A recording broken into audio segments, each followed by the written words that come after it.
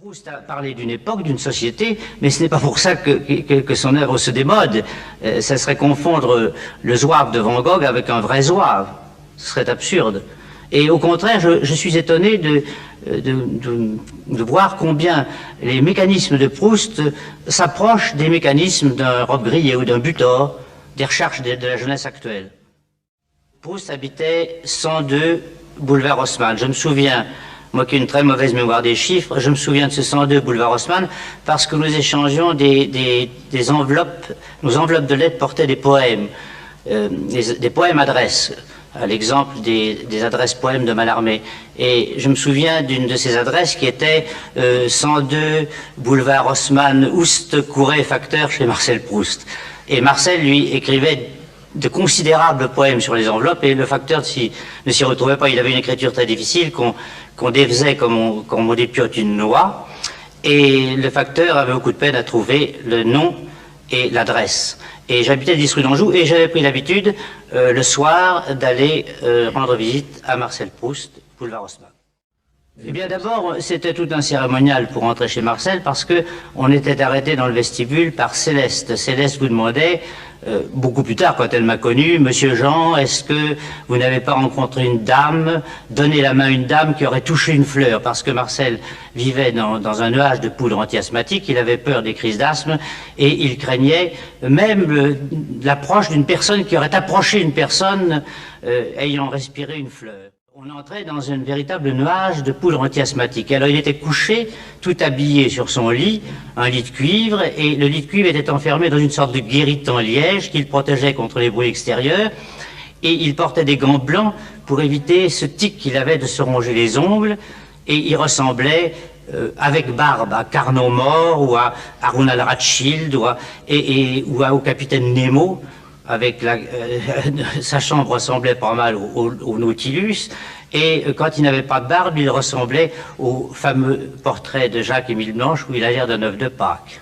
Quand le soir, nous lui demandions quelquefois de nous lire des passages de son œuvre, et c'était très difficile de l'écouter parce que il lisait en riant, en se barbouillant, ce rire sur la figure, et avec sa barbe sous sa main gantée, et il coupait sa lecture de c'est idiot, et il nous expliquait qu'un geste n'aurait de signification que dans le 15e volume qui était trop sous la pile pour qu'il le cherche.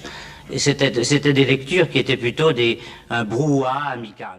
Il sortait, il allait quelquefois, très rarement dans le monde, où il se coupait les cheveux lui-même avec des ciseaux à ongles, avec le coupe-tif, et il allait quelquefois rendre visite en pleine nuit à Mme de Chevigné, qui disait Marcel arrive à n'importe quelle heure, avec des appareils dans sa poche. Elle se trompait, c'était des bouteilles. Il avait toujours des bouteilles d'eau de Vichy dans sa poche. Il disait, il arrive comme l'accoucheur, disait-elle. Et il allait aussi, il a été au ballet russe, il a été une fois au ballet russe. C'était l'époque des ballets russes. Il a été au ballet russe un jour dans la loge de Madame Certes, et cette loge était très curieuse parce qu'il y avait dans la loge Renoir, Auguste Rodin et Proust. Et ils se sont fait tant de politesse pour s'asseoir qu'ils se sont assis pendant que le rideau baissait. Ils n'ont pas pu voir l'après-midi d'un faune.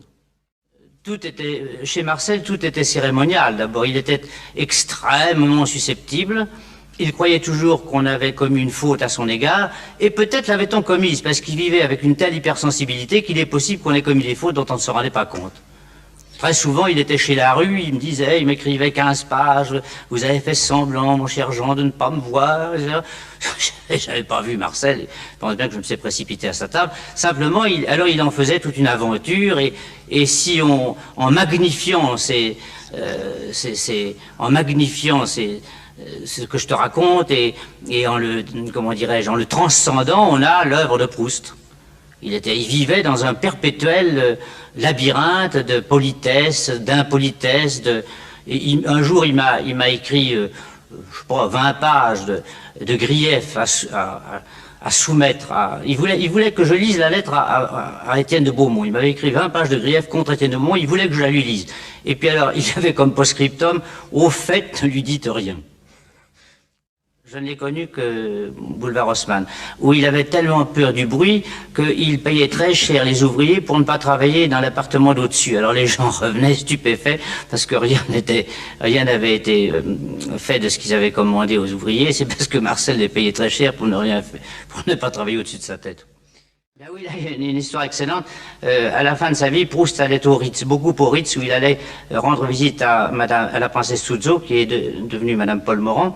Et quand il sortait, il distribuait des pourboires.